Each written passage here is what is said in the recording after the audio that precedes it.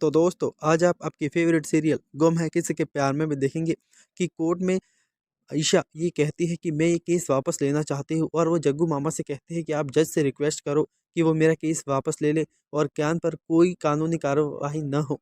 तो यहाँ जग्गू मामा कहते हैं कि अब ये नहीं हो सकता और आप टेंशन मत लीजिए। क्यान एक छोटा बच्चा है और उस पर केस नहीं होगा, ना ही उसको सज़ा मिलेगी, बस उसे एक पछताने का मौका मिलेगा। ये क्यान के लिए बहुत अच्छा होगा, इसलिए आप इसे होने दें। क्यान का इसमें कोई नुकसान नहीं है। तो यहाँ ईशा कुछ बोलती नहीं है। फिर यहाँ जज कहते हैं कि अभी सुनवाई थोड़ी देर बाद करेंगे। तो सभी लोग बाहर जाकर बैठते हैं। तो यहाँ सभी सबके लिए खाना लेकर आती है। वो सबको बारी बारी से खाना देती है। यहाँ लास्ट में वो आशिका को खाना देती है। तो आशिका कहती है कि ये ड्रामा मेरे सामने मत करो, तुम एक ना ही अच्छी माँ हो और ना ही एक अच्छी पत्नी हो, तुम्हारे तो बच्चे भी नहीं हो सकते। तो यहाँ सभी कहते हैं कि मैं, भले ही मेरे बच्चे ना हो, लेकिन सही मेरी बेटी है और मैंने उसकी परवरिश में कोई कमी नहीं छोड़ी है।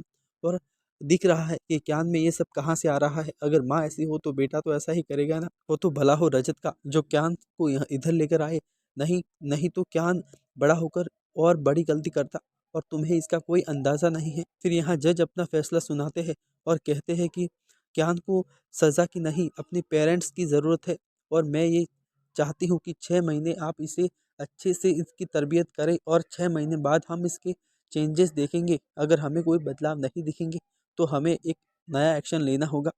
फिर यहाँ आशिका क्यान को लेकर बाहर जाती है। तो यहाँ रजत उसके पीछे भागता है और क्यान को मनाने की कोशिश करता है। बट यहाँ क्यान कहता है कि आई हेट यू पापा, मुझे आपसे नफरत है, और ऐसे करके चला जाता है। यहाँ जग्गू मामा रजत को समझाते हैं कि अभी वो गुस्से में है, अभी उसको उसके हाल पे छोड़ दो, बच्चा है अभी समझ जाएगा। और जग्गू मामा कहते हैं कि चलो अब मुझे जाना होगा।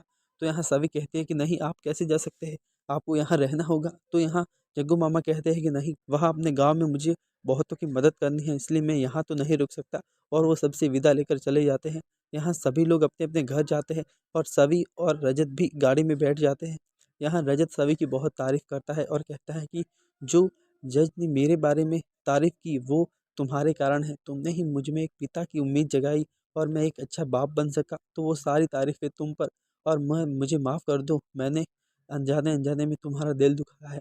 तो यहाँ सभी कहते हैं कि आप माफ़ी क्यों मांग रहे हो, आपने अपने बेटे के लिए जो सही लगा वो किया और ये इसे करने के लिए बहुत गट्स चाहिए जो आप में है। यहाँ सभी कहते हैं कि आपने मुझसे एक वादा किया था वो नहीं निभाया, कि आप ज्ञान और सही से रिलेटेड हर बात मुझे बताएंगे।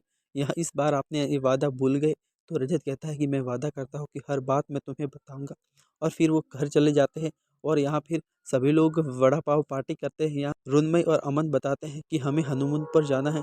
तो यहाँ सभी लोग कहते हैं कि शादी तो हो जाने दो, फिर चले जाना हनीमून पर।